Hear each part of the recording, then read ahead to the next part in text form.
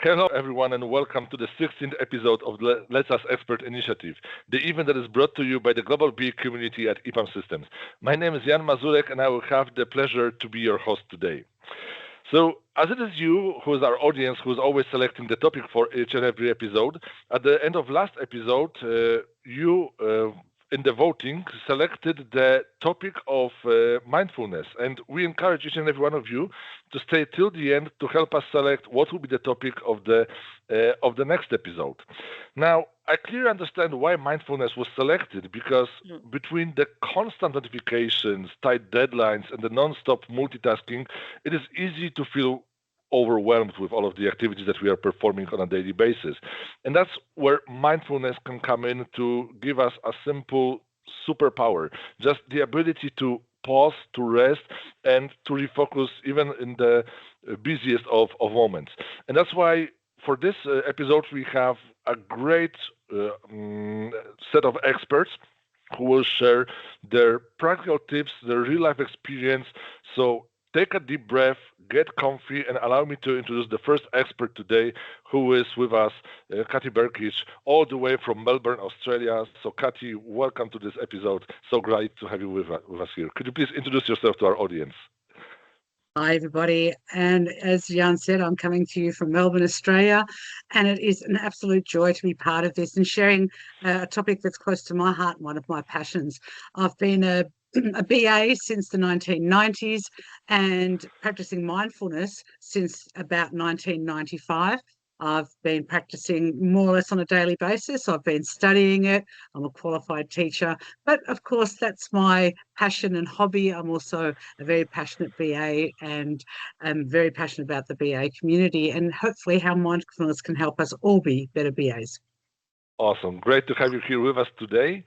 We also have another expert who is Aliona Latysh from L&D department at EPAM. So, Aliona, could you also introduce yourself to our audience?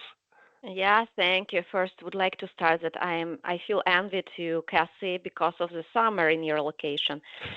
We have winter and it's very gray and cold. So maybe it's much more easier or interesting to meditate under the sun and sitting on the grass than in a cold place. So just for me, colleagues. Hi, everyone.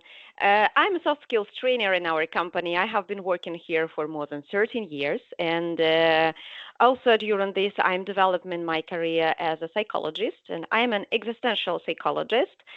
And one more thing about me that I'm a certified Qigong instructor.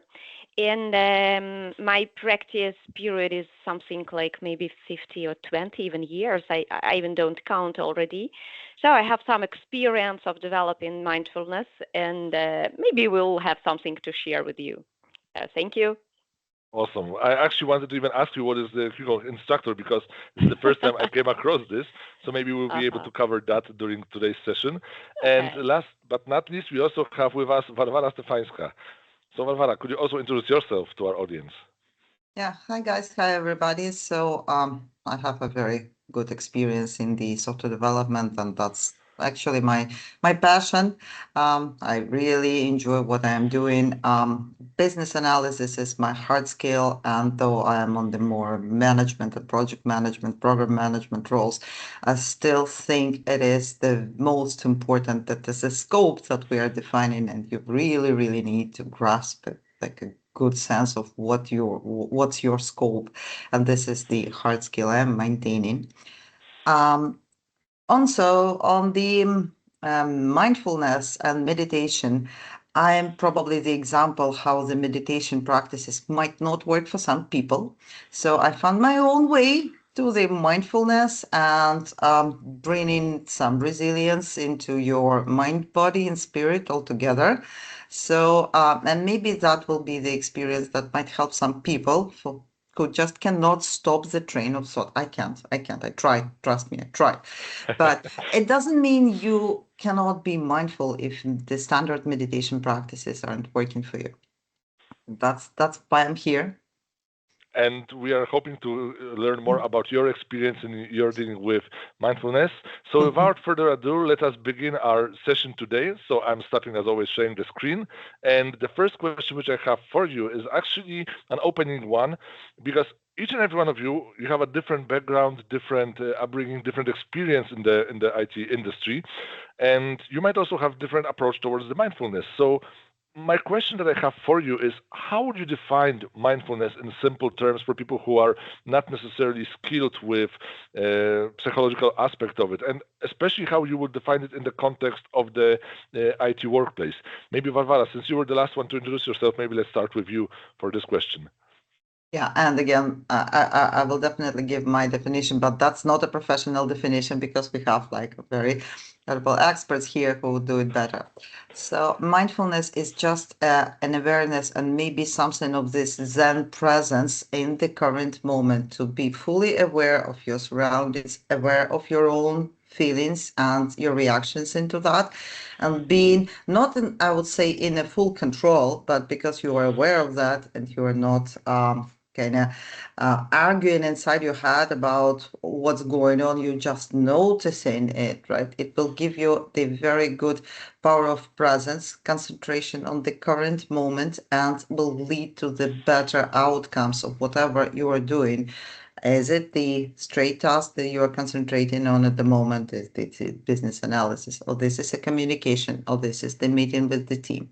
So I would say, yeah, the idea of the Zen as the state where you are absolutely cautious of the current situation and where you are and what you're doing, and all of the other thoughts and ideas of the potential outcomes of the future are maybe noted, but they're not impacting on what you're doing right now. This is I would say, the good definition of it. At least it works for me. Works for you, okay. Kathy, how it looks from your side? I totally echo what Varvara said. I find it's very difficult to define because there's so many kind of aspects. It's how I think about mindfulness. Whilst I definitely think it's an awareness of what's happening inside between your ears and outside all around you. And it's really about an openness to being there in the moment, not wanting it to be this way or that way, and not wishing it was this and rejecting it if it's that. It's just an openness to being with whatever comes. So there's an openness aspect, there's the awareness aspect, there's also the aspect of attention, or what I like to call deliberate attention, being able to say, what is my attention on right now? Am I thinking about work? Am I thinking about eating? Am I thinking about my mum? What am I thinking about? Because so often we're barely aware or paying attention to what our mind's doing. And that's quite a natural thing. So deliberate attention is saying, I'm thinking about dinner tonight, but I should be thinking about work. So let's pay deliberate attention and direct my attention with where it needs to be. But again, going with the awareness theme, if I have no awareness of what my mind's actually doing, then I can't direct it. So it's really about saying, hey, brain, what's going on up there? What are you thinking about? And are you thinking about what we need to be thinking about? So if we're working on deadlines, or we've got a difficult process to map, or we've got some difficult business rules to decipher, we can stop being distracted and focus our attention with some amount of ease. That's another aspect. So openness, awareness. But again, going back to Varvara's note too, it's noticing without reaction. So often when we see something happen, someone talks to us, we get an email, maybe it's not the best email or the thing that we want. And quite often without mindfulness, we jump, we react, just like a reflex. And next thing you know, we go off and we say something bad, or we start writing a terrible email. Mindfulness allows us to stop for that moment and let's look at this kind of calmly, rationally, and let's just notice what's going on first and then respond. So it's like that. It can only be a nanosecond, but it's just that sort of stopping that knee-jerk reaction and coming back and saying, okay, let's just have a moment. Let's stand back and let's see it more clearly, and then respond from a more considered, and clear way rather than just the first thing that pops into our heads, because we get emotional and maybe we get angry or we get upset, and quite often we're not rational. So it allows us to bring that in. So when I think about mindfulness, awareness is a huge part of it, but I also like to use the word a carefulness of what we are thinking and how we're responding here and now. And so that's from the experience point of view. Aliona, how does it look from the theoretical point of view? Does psychology's background has a special definition of mindfulness, or you also perceive it similar way? So talking about psychological way, I think everything is in correspondence with what the colleagues said. Maybe I will bring one more aspect here for not to duplicate. It's about expanding awareness. And I usually, bring an example in my training on mindfulness. Just imagine that you are going through the spring forest. This is a very pleasure time because it's just started being warmer. The sun is like warmer, and the smell of the nature it is awakened. And two people go through it. So you are going, understanding how do you feel inside, paying your attention to what's going around, and it's possible for you, to feel the smell, to just pay attention to this warmth. And someone is going, talking the phone, very emotionally discussing something, what's going on, and this person is not able just now to pay attention to this spring forest. So talking about this additional aspect, this is expand awareness, that simultaneously I can pay attention to what's going on inside me, also what's going on around me, and if there are any other people there, I can be conscious about their present also. So this is this possibility to pay attention to many things simultaneously. Now, a lot of people right now have this feeling that they just go with the flow and they just cannot get the grasp on the reality, and even making the simplest decisions might seem like a very big burden. So the question which I have for you is, what maybe are some small life hacks or small mindfulness habits that we can start doing right away, just to not feel this overwhelming feeling of not being in control of our life? So Aliona, maybe let's start with you on this one. Okay. So I think this is about the poses that we can do before making any decision, and what I usually recommend to people during all the trainings like emotional intelligence and mindfulness is self-reflection, because this is the main skill nowadays, I feel. So maybe you can have just 30 minutes per week, even if you don't have any time more, just 30 minutes per week to think about your life, to think about your decision, the direction you are moving. If you're a leader, to think about your work style, about your people, maybe having some questions to you and some doubts in your decisions, to make this space, to stop and to think. Don't do like autopilot. And I feel this will be a very short but a very good example. What can I implement to my life, even if the speed is too high? Kathy, I any love that. dirty And it's tricks so and life hacks? Yeah, I use quite a few, but I'm going to share one of my easiest ones. In our modern day, we have to wait for things. We have to wait for a bus, we have to wait for a train, we have to wait for the checkout when we're at the shopping centre, we have to wait for the red light when we're driving. We have to wait for many things. This is gold. When I'm waiting, it's a reminder for me to say, well, instead of getting impatient and going, wish it would hurry up, why don't I take a moment to just check in? How am I feeling? What's around me? What am I thinking? What's going on? So it gives me that moment to say, well, now I'm forced to wait. Why don't I use this opportunity to just bring some awareness into what's going on around me?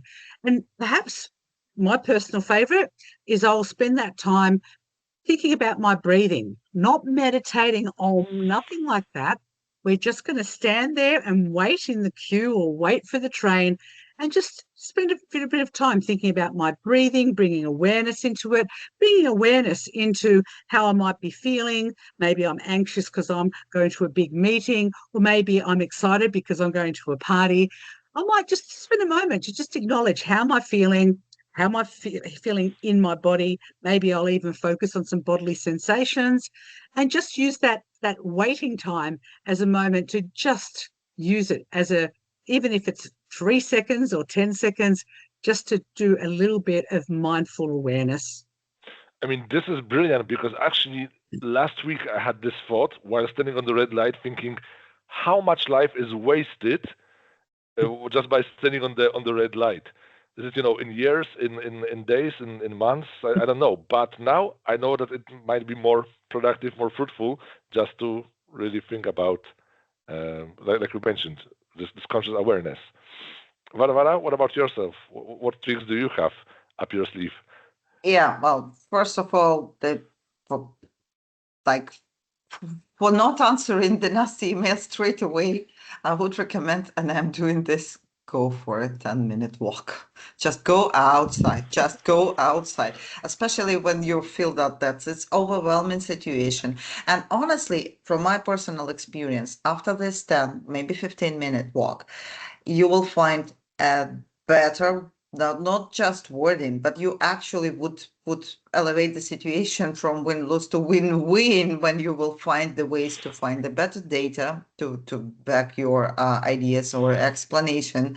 So it will give you this peace of mind for a little bit. You just switch in, like if you cannot go inside your head, right, with the better state, go physically, go outside.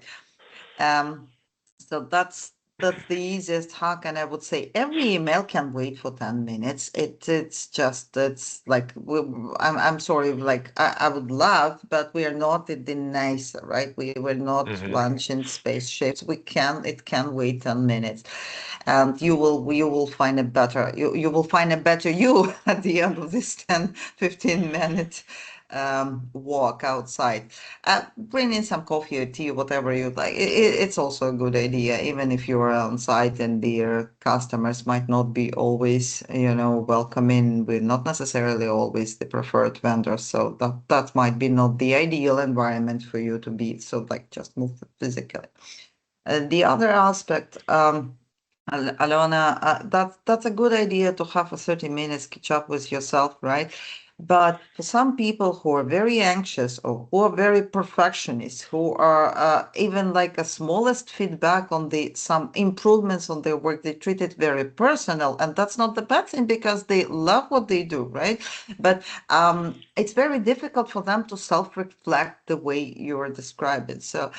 Um, and just to have the same benefits, but maybe making it a little bit brighter, I would recommend to do it in the more kind of a little bit distracting way, but decorate your house. Think of do some physical stuff that was bringing you some joy. Maybe not even at the moment, and then in the flow stream of your mind, just think about how you were doing actually. What's your perception of yourself? Why you're doing this, and what's your perception of the outer world, including these feedbacks that you're receiving. Sometimes they are very nasty. And it will give you the kind of strength to get through that without, really getting into this spiral mindset that, okay, that was a failure. It wasn't well. I did bad actually, like, and I'm like not good at everything I'm doing, right? Because that's for some people, especially if they're kind of really, like they have a very high standards, they do everybody for the same level of standards, including themselves even higher. Every single part of feedback, even internal, even if the person is giving this feedback to himself, it may be actually a spiral into the situation we don't want to be. So that's my second trick, and the third, I would say, bring more colors to your life. Right. That's a very important. We're living in the very grayish world, and talking from Ireland, in the most cases, we just don't see just we don't see sun, right? But we don't see even skies in the most, like we see just the gray clouds. It's very, very important to be a little bit more colorful in everything that you're doing, right? And I'm not talking only about the clothes or just like maybe some funny mug, something that is not all just gray and vanilla, these colors. There are also some psychology and science behind that, because the people who are wearing like kind of grayish, blackish colors, they are more prone to the depressions and negative thoughts that as mindful people, we're keeping this away, right, from us. So that will help you keep your moods, in the better place. Can you please give me 3 minutes while I go change my gray sweater to something more colorful? No,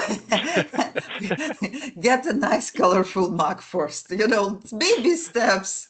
Okay, actually, I have a colorful candle with a scent of apple here on the desk, so something also that makes a nice joy. But actually, the risk which I see with self-reflection, there are actually two that I consider. One is the fact that what if I don't like what I see? That suddenly, and do I have the strength to actually change the direction in which I am going? Because if I don't like what I see, I might be feeling that, oh my God, I cannot change so many things because I need to pay the mortgage, I need to have the job, I need to take care of the house, I need to take care of the kids, I need to so many of the jobs, duties, responsibilities. And also because of all of those duties and responsibilities, I might have a situation in which I actually don't have time to self-reflect. And Varvara, to what you mentioned about this inner critic of ours, there are sometimes those people who have this thought, my best isn't my good enough. So despite the fact of how well I will perform, I will still identify ways to improve and to think. Someone will say, oh, that was an amazing presentation at the conference. And you might think, yeah, but I could have timed it better, or I don't know, like the participation from the audience was not great enough. I couldn't engage with the audience, or my timings were off. Like, there is this inner critic in us. So how to overcome that issue, that challenge? So talking about the conference, Kathy, as we've met on the IABA summit, maybe let's start with this aspect. You know, we are our worst enemies sometimes. If we listen to that inner voice, that little voice that's chattering away, you're not good enough, you look stupid, who cares what you say, you've got nothing. We say the worst things to ourselves with that inner voice, whether it's some sort of inner chatter, inner voice, our thought processes. One thing I learned a long time ago, and I try my hardest to practice as much as possible, is to try to treat myself as if I was my own best friend. So if your best friend came up to you and they've just presented at a conference, or they've just had a meeting that they were facilitating, and they came up to you and said, I've done a terrible job, or I don't think I've done well, what would you say to them? You would probably say, it was pretty good. You did better than you think. You'd say positive things. You might be honest, but you wouldn't necessarily say, you're stupid, or who cares what you wouldn't say that to your best friend, would you? But you'd say something probably to make them feel a little bit at ease, highlight some positives, be genuine. But when we think of ourselves, and we've come off the stage, or we've come out of a workshop, and we think, oh, how did I do? I think I was stupid. Everybody fell asleep. They told me I was an idiot. That's what we're saying in here. Why don't we talk to ourselves as if we were talking to our best friend? And that inner critic, yes, it's there, but let's try to say, hang on a minute. If this was replace whatever name, if it was Mary, my best friend, what would I say to her in the same situation?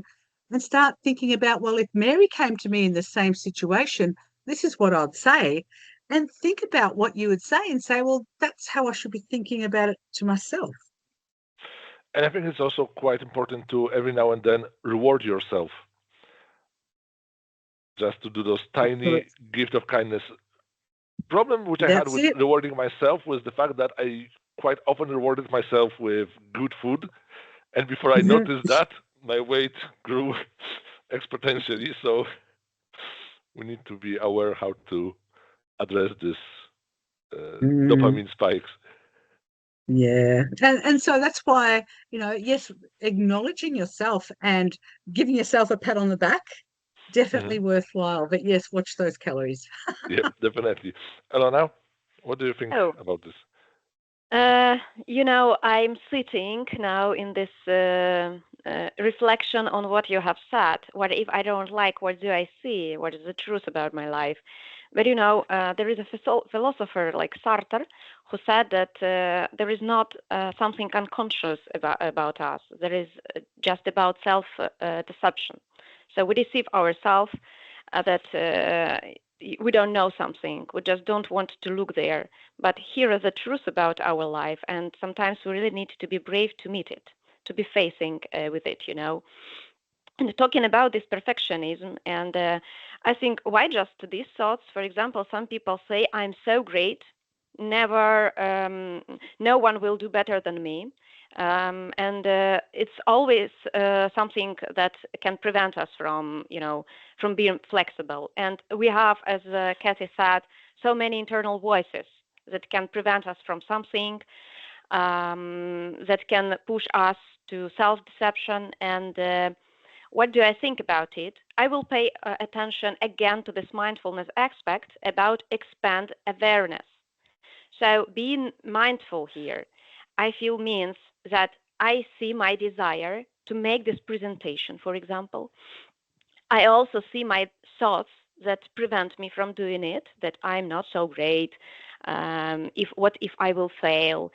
And also, I see maybe some aspects that can be supporting for me, and some aspects that can be preventing for me.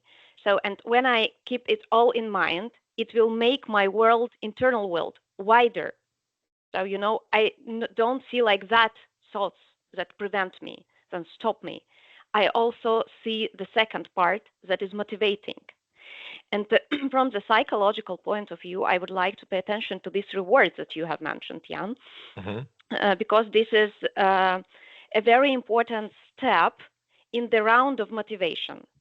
If I devaluate myself after I did something good, it means that my brain will not give a resource for the next step of motivation. So even if you did a small step, for example, we all are here together talking about mindfulness. We did a great job. Let's reward ourselves after it. So, and even if there are small steps in my self-development, doing this presentation, we need to reward ourselves to make us easier to go further. Uh, well, sometimes I think it might be easier said than done, but What I couldn't be think done? I mean everything can be done. It's just you just need to start somewhere, yeah. And it's just making the first step might sometimes be the hardest of all of those in the journey, yeah. Because you might think reaching that goal is like climbing Mount Everest, and Yeah, it's you might that's think, right. am I the right person to really climb Mount Everest? Because the path to Mount Everest is covered with a lot of very, I would say, motivated people who didn't actually reach the top, right? So, Very dead people, right? yeah, exactly. So, So we're not saying about the absence of critical thinking. If mhm. I want to go to the Everest, I should understand, do I physically able to do it, and do I have any resources to do it? So it's how to say, mindfulness doesn't mean absence of critical thinking. It's including it. Mhm. It means that we see both my possibilities and my limitation, And not and be overtaken, not just narrow, piece of it. not be overtaken by the critic inside of us. Yes. Yeah, Varvara, what do you think? Yeah, I would add 5 cents to the perception, right? So, um, let's all keep in mind that our perceived image of our own is not always actually always is not 100% accurate, right? Because Hmm. when I'm thinking of myself as an impatient person in general, right? I like moving, I don't like sitting on the same place, and I have a vivid visual and physical expressions while I'm talking, right? Italy, I loved Italy. It was the country I felt like almost home. But um, actually, when I made a conscious step for, thinking about myself, am I actually an impatient person? And the peers said, no, actually, as always, there is no black and white in some areas, and actually in many areas of my life, I'm showing not just resilience, but a great patience, and that including the work, it's including the difficult situations and ongoing level of, stress. So, um, even our like most loved people and closest to us also do not have a realistic perception of ourselves, including that they don't have the realistic perception of their own. So this is the important thing that we need to, but whenever we are trying to self-reflect, we need to remember that our perception of ourselves is not accurate. And it's not just because of the feedback that we are receiving, it's just the feedback we're giving ourselves. So we need to be very, very self-aware, not just about our limitations that we have as like personality, so that's what our specific traits, but also to the perception of the same traits and the parts of our integral personality, because that's not necessarily what we think we are. And Hmm. that's an important perspective that I got like from various mindfulness like books and stuff like this. That I'm still processing this information personally.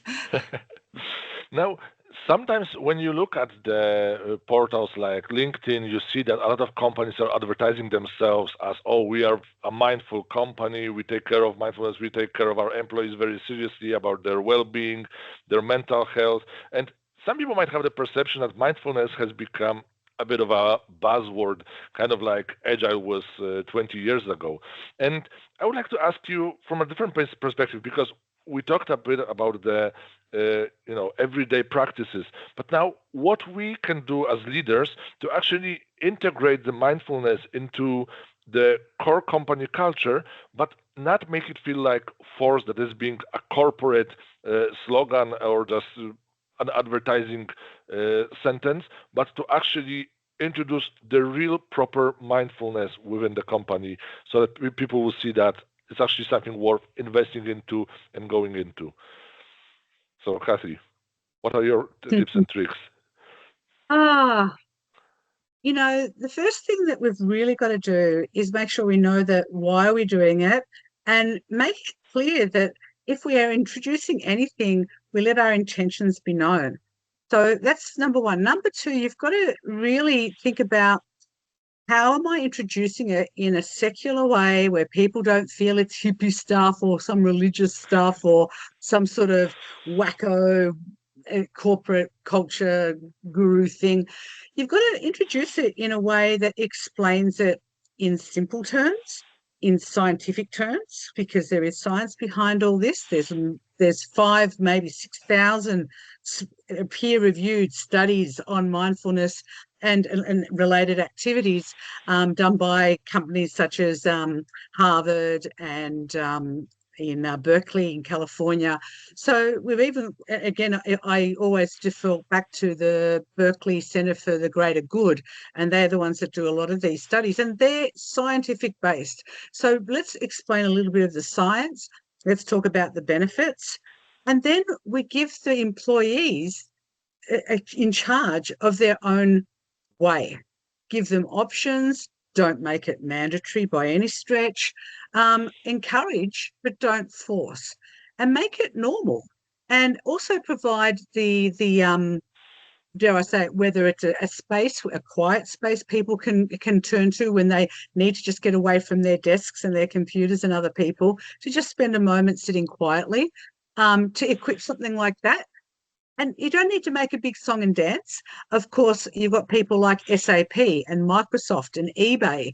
These are not small companies, and they have dedicated mindfulness programs where every month employees can sign up to do a few days of mindfulness training. And it's done by externals sometimes.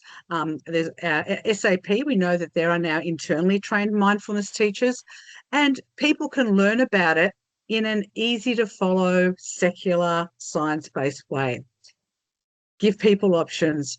Don't make it forceful. Don't make it difficult. And then let people, give them the space to explore it a little bit, whether it's providing books if people are more reading, videos, apps, when we think of Calm Monkey or even Insight Timer, which is my personal favorite, options where they can explore a little bit on their own, but not just that. Give them the time to do it without having to find extra time to do it. So say you have the afternoon to explore it on your own terms. So people aren't sort of feeling, I have to do this after work or on top of my work.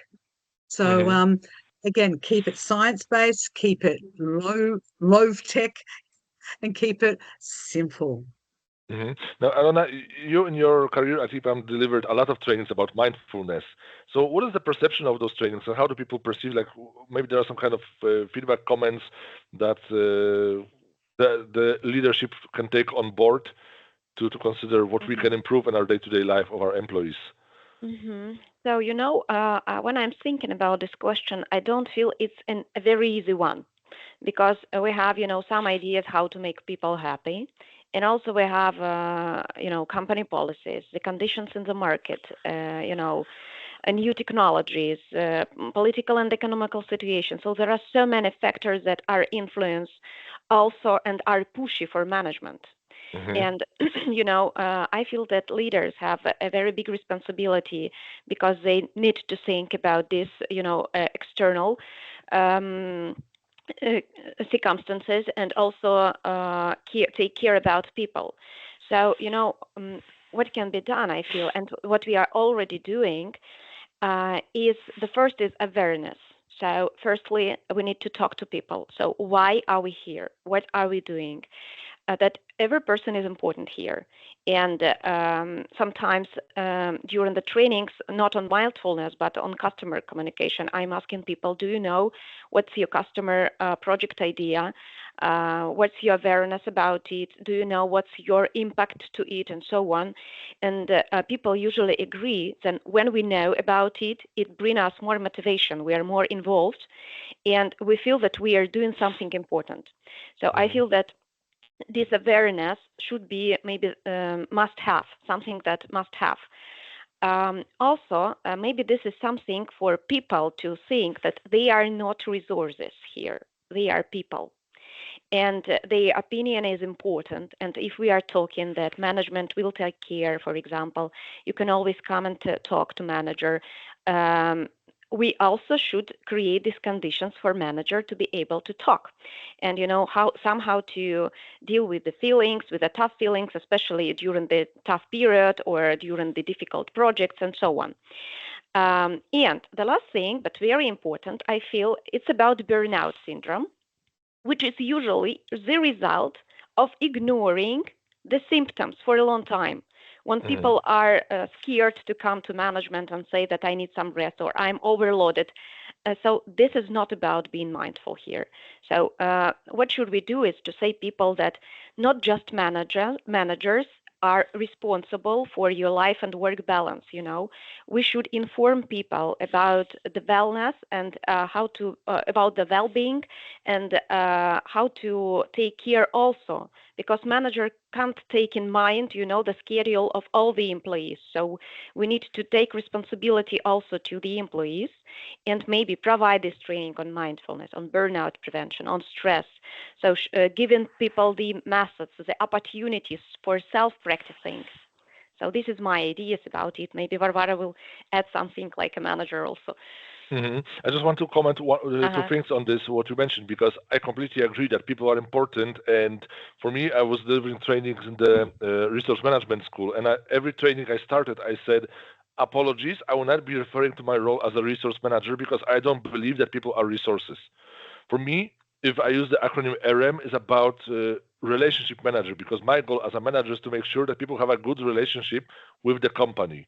I can use the term line manager. I can use the word team member, unit member, not the word subordinate, because Robin Williams had this quote that change the language that you use, and you will change the world around you.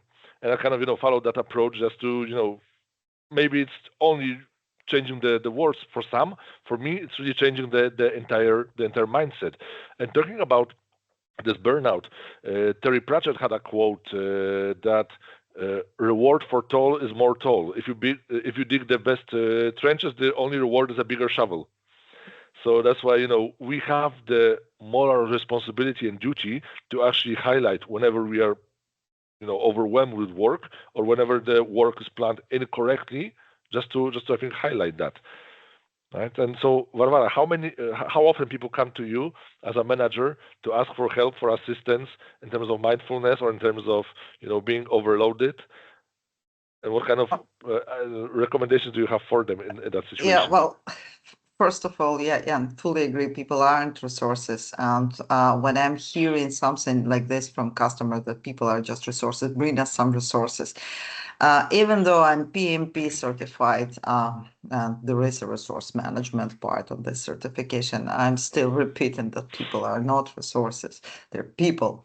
So um, to avoid the situation when our team members are in the burnout, actually the manager from the trench or project manager, delivery manager has a lot of power over that. So first of all, people work better when they understand why they're doing the thing. So every time when I'm having the whatever, even daily stand up, I'm trying to bring a little bit of the bigger picture where we are. It's helping people to switch from, okay, good morning. Of course, it's a must, right? And that's why I'm always kind of sharing some interesting like surroundings around, like or sharing some weather news from Ireland. That's always exciting, or just trying to get people engaged. But also after that, which I'm sharing the bigger picture a little bit. It's not taking much time. It's just 30 to seconds to 1, 2 minutes maximum, but it helps people not just get them motivated into the work that they are doing, but just to see it's a part of this positive feedback loop. Okay, so that's our day 3 in the sprint. We have already like completed over 40% of the scope, and there is always some good news. You can find this good news every day. You can, absolutely. Even if the situation is challenging and your project is red and the customer isn't happy, and that's exactly my project just a month and a half ago, uh, you still will be able to find some good news to start the conversation, right? So, and nobody other than delivery manager or project manager in the trenches will do this work. No top CEO will do this part of the basic mindfulness to keep the team spirits high. Also, the second part, I would say that the most important is, I think our leaders in the delivery should be also our role models in the mindfulness. And again, this is a very good example. I have changes in this book that I'm displaying from time to time. People are actually noticing and asking that, and that is actually helping them be a little bit more engaged with what they see on the screen. This is brilliant because we're working remotely. Some attention to our faces and facial expressions to help people bring their cameras on, because a lot of people are very shy. But this is a very important thing because we still are pursuing the other people on as a voice behind the screen, not the faces. This is the one, and I believe the most important thing that you can do. But for that, you need to cheer people up as and a role model as an example. Be that example. Hmm. The third and the most important thing is the duration of the meetings and the amount of the meetings in one's people calendar. So as a delivery manager and we in the bank we have a special culture of this kind of horribly long 2 hour session. I'm always first of all I'm not scheduling more than 45 to 1 hour meeting. I'm always reserving a slot in between. Trust me, it makes a huge difference, because if this kind of schedule, even very demanding schedule of the meetings of the day, at least there is 30 minutes of the break, and you have some lunchtime. That alone will make a huge difference of the team members' well-being mentally and physically as well. So at least if these three things would be done by all of the lines of the management as a part of the culture, trust me, in half a year we will have great results. Mhm. I very much like what you mentioned about this bookshelf, and it reminded me of some years ago. I was working with one of my colleagues who started every daily stand up with what he did. He just checked what is the holiday on the particular day, and for example, for tomorrow he would say Happy Constitution Day in Georgia. And people are like, "Ooh, hooray for Georgia!" And just like a small thing, but already kind of brings. And every day he was just checking what are the holidays, and some of them were quite ridiculous. Like there was like International Pizza Day, woo, pizza for everyone, and like those. But again, a What's the small day? thing. Okay, that's a Yeah, good. now I want Actually, to know that's a it. good What day is idea. that? I think it was 11th of March, if I remember correctly from the top of my head. But so yeah, still a bit of waiting Google time. that one. Yeah. But I also have a colleague who's saying like, "Congratulations on the first Tuesday of the week," and it's like, well, yeah, it is the first and only Tuesday of the week, but nevertheless something to be cheerful about. And it's like the positivity that he was radiating when he was saying those words, kind of really brought the spirits of people around. Um, and actually, I have another question about the technological aspect of mindfulness, because we cannot, I cannot not ask about the influence of AI on the mindfulness, because right now we might be feeling that, oh, AI will replace me, or AI will take my job. From other point of view, people relate to AI and treat it as a psychologist and my best friend when I start to chatting and having a conversation with AI. So, what do you think are the potential benefits, but also potential risks of AI inclusion in the IT world when it comes to mindfulness? I don't know. I see you have a frown on your face, so there's I guess another difficult question from my side. Apologies. No, it's very important question, because a lot of people are thinking about it nowadays, and I just try to compare about the opening of the era of internet. There were the same fears about it. Maybe it will bring some damage to us and so on. But I feel that talking about the mindfulness, this is always about the balance. If we will switch this balance to AI, it will bring some damage. If we will understand that a human need a human, in this case, it can be helpful for us. I mean AI. And nowadays, yes, there are a lot of difficult cases with using AI, and we can say that sometimes it's not a pleasant thing, but we are learning it.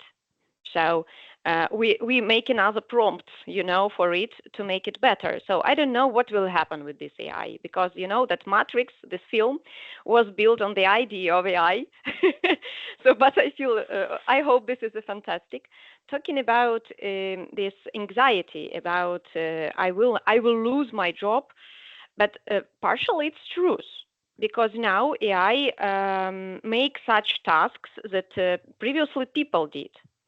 So it means that yes, really, we need to be adapted to new technologies. We need to learn it, but how to say, how does it influence to mindfulness? This is an interesting question, because we can make it helpful. For example, if wrote a situation to AI asking, please help me to see the situation wider. What I can't see, what should I pay attention to? Help me. In this case, of course, it will be great, but it shouldn't be like, I delegated everything to AI. AI decided, okay, this is a good idea because it has unfiltered perception. There is no emotions. That means that it will be the right solution. So I feel it's about the balance. I don't know what will be the forecast for this AI, really. But partially, I understand that some people prefer not say a psychologist as a human, but AI, because they have no money or they just don't want to talk about the issues with someone else. And some people delegate coding to AI, and it's normal reality. So I think that our task maybe right now to find our personal attitude and to find the balance. Okay, Kathy, I see you're I nodding. So really you, like you that. agree? Yeah, finding the balance. And when we think about mindfulness and AI, it's an interesting intersection. For me, I think AI is AI. We can use it, but it's about, again, awareness. So we're aware of how we're using AI. What prompts am I getting? What responses am I getting? Is it believable? Because we all know AI has hallucinations. It can't be trusted. It's not a fact engine. It's a whatever the algorithm brings up most hits on engine. So mindfulness will let me think, all right, what has AI given me? Maybe I've prompted to say, give me 10 user stories for an app on mindfulness. Maybe that's what we should try afterwards. So it will come up with 10 user stories. But then that's only the starting point, and I can mindfully review that and run my own logic over it and be aware of, well, AI has given me this. Now I can be mindful to say, is that really true in the world? Because AI is not a human. It doesn't have any real experiences. It's just dumb, cold data, nothing else. So I could say, well, when a user story says, as a mindful practitioner, I want to have ringing bells every 5 minutes, I can say, was that a realistic thing? And I can say, well, instead of just accepting what's been given to me, I can be careful again and do that analysis and not just say, oh, I accept whatever comes out of ChatGPT's databases or algorithms. So mindfulness can allow me to be a little bit more discerning, because really that's another part of mindfulness, is being discerning with your thoughts and discerning about how you react. So we can be a bit more discerning about how we respond to information. And of course, be thinking about what kind of prompts we need to provide to get the right results. So, but these are all very analytical kind of aspects that I suppose mindfulness might be a touch drawn into. Yeah, and I think in general this analytical mindset not only relating to AI needs to be applied, because sometimes there are people who there is an event happening in the world, they have no opinion about it, but they will watch, I don't know, an influencer or a YouTuber talking about this, and they will be like, yeah, okay, this resonates with me. I agree with that people's opinion, without just having appliance of their own thinking on the matter. They just like you mentioned, delegate everything to someone else. This thinking process. Yeah, Varvara, how do you see the impact of AI in your surroundings? Well, just yesterday we had a conversation with the customer about the wording on the mobile app for payments, kind of, and Copilot that is allowed for some small tasks within our bank environment suggested 6 options, like kind of more action driven, more kind of user friendly, and none of these messages got final okay from the team of experts, because they were not just imperfect, they weren't fit in the situation, despite there was a pretty standard notification message. So we would need BAs, even despite AI can generate a lengthy list of stories as a user I want. That is absolutely a helper tool, but in real challenging and as an organization, we are not having simple tasks.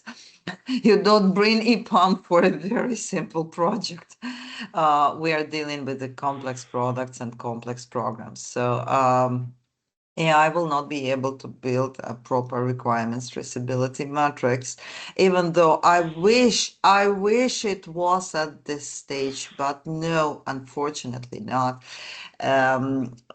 Even the bulk analysis method for the raw data, unfortunately, it's still not at the level. I wish it would save us more time for that.